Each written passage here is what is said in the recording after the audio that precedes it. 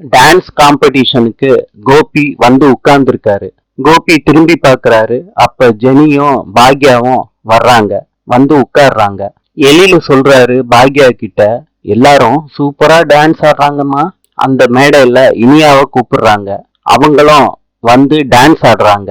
Gopi Iniya dance ஆடுறத பார்த்து encouragement பண்றாரு, எந்திரிச்சு கிளாப் தட்டி. காம்படிஷன் முடிஞ்ச உடனே பாக்யா எழில் கிட்ட கேக்குறாங்க, இனியா செலக்ட் ஆயிருவாள்ல? செலக்ட் ஆயிருவாமா.